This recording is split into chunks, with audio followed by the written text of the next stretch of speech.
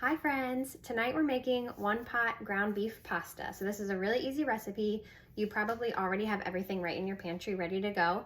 It's super simple. It's got pasta, ground beef, obviously tomato paste, beef broth, cream cheese and cheese, and a few other things here and there, but super simple. We're gonna make it tonight and I'll show you how. All right, so the first thing I'm doing is just adding the ground beef. I have 1 pound of ground beef and I'm adding it to our saute pan. This is actually not the pan I would like to use. The one I would like to use is the stainless steel one. That is in the mail on its way to me and I'm so excited about it. But for now, we're gonna use, this one's the same size. This is what we're gonna use tonight for this. So the stainless steel one is the exact same shape, exact same size. It just doesn't have the nonstick in it. So what we're gonna do is we're gonna brown this up. And I love, love, love to use this. You're probably familiar with this if you have been around Pampered Chef a little bit. This is our mix and chop. So this is perfect for ground beef. Probably the number one thing I use it for. I also use it for scrambled eggs. I use it to vent pies around the holidays. I use it to break up frozen fruit if I need to add it to a recipe or smoothies or something. But you can see how easily this star shape makes it to brown the ground beef. So we're just gonna brown this for a few minutes. And the recipe actually calls for lean ground beef and to add a little bit of oil in your pan. This is not lean, this is 80%, 80-20 ground beef, and so I skipped the oil, but if you're using like 90-10 ground beef, you'll wanna add that 1 tablespoon of oil in there. The next thing we're gonna add, once this has browned a little bit, is 1 zucchini and 1 carrot, and this is gonna be super finely chopped. It says to use the food chopper, but I wanna show you an even faster way that I'm gonna do it. I'm gonna do it in my electric twist and chop, which is our food processor. Not our manual food processor, this one's electric. So let me just, I'm gonna cut these up a little bit smaller so they fit in really easily. But this is a really great way, using the food processor is a really great way to add veggies into like marinara sauce, or if you're doing taco meat, you can add lots of veggies by pureeing them, not even pureeing them, just chopping them up really finely and then adding them in. A lot of times kids will not even notice, and you'll get extra veggies into their diets that way. So I'm gonna cut this up. It calls for 1 zucchini and 1 carrot. I have baby carrots that I'm gonna chop up, and we're just gonna put them right in the bottom. So the blade fits in. You're probably familiar with the food processor already, but it goes in super easily, and we'll just blend this up. Okay, so once that's chopped, we'll put the zucchini in. And what I love about this is that it blends it by going up and down. You'll see the blade going up and down, and that just gives it a really nice consistency all the way down.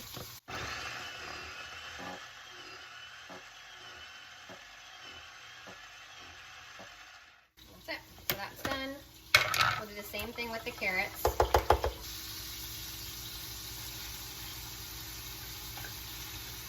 Okay, we're gonna do the same thing with the carrots. Same thing as before, it'll just chop them really finely and then they will cook down in the food. That's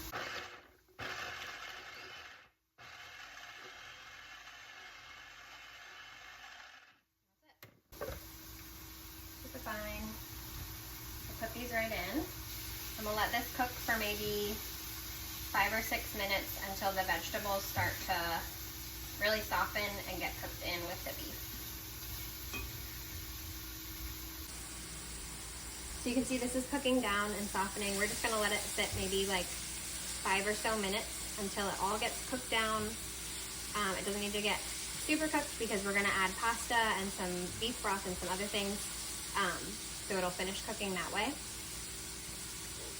But we just wanna get it a little bit cooked and some of the water cooked out before we add the other things. So while that's cooking, I wanna talk to you a little bit about the knife that I was using. This is from our Foundations knife set. This is the utility knife that comes in it. The Foundation set is priced right in between our coated knife set, I couldn't remember the name of it, and our forged knife set. So the forged knife set is like the top line, top of the top, best knives ever. They're forged, they have the wooden handle, all of that. This is like right in between. So this is the Foundations knife set. It has your utility knife, it has a paring knife, a bread knife, and a chef's knife in here. And what's awesome about this is that it comes with this block. I have it in my drawer. But what you can do is you can set it up on your counter, and you can actually have it rest on your counter like a regular knife block. You can see right here. Have it like that, or it folds up like I keep it in my drawer. So that's super handy. 2 different ways to store it. I love this knife set. So once this is starting to cook down, you can see some of the juices coming out, and it looks a little bit more uniform in color. We're gonna add 2 cloves of garlic and just get this started. You don't wanna add this too early because you don't want the garlic to start burning and to get too, it would get too bitter if it starts to burn. So once that's ready, I'm gonna use the garlic press. So if you have seen the garlic press before, you don't even have to peel the garlic. This is 2 cloves right in here.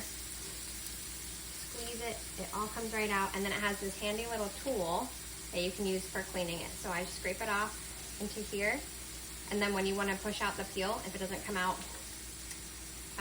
up here, you can use this little brush and poke it right through the holes. It lines up perfectly and pushes the extra garlic out. So the next thing we need to add is 2 cups of beef broth and 2 cups of milk. I just have that mixed together and measured out in here. I like to add all of the liquid ingredients together, and I count tomato paste as a liquid because it goes really nicely in there. And if you haven't seen, this is our smooth edge can opener. So this thing, if you're scared of can openers like I am, you'll love this because it doesn't leave a sharp edge. My kids can use it. My kids can put the cans in the recycling without having to worry about cutting themselves. So it just separates the top of the can from the bottom and leaves, doesn't cut the can at all, it just separates it. So I'll show you. I just opened it and then it used this little pincher to open it like that. So you can see it just separates the can. There's no sharp edge at all, not even on this side. So we're just gonna add 2 tablespoons of tomato paste in here. And we're also gonna add some Worcestershire sauce. Okay, so I have everything in this bowl ready to go. I have the beef broth in here, tomato paste, milk, and Worcestershire. We're just gonna add it right in.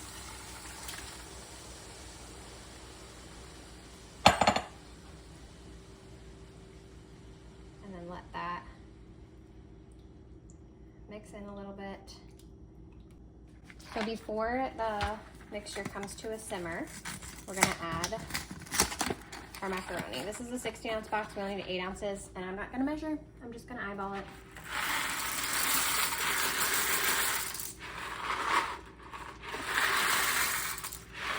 About half, perfect.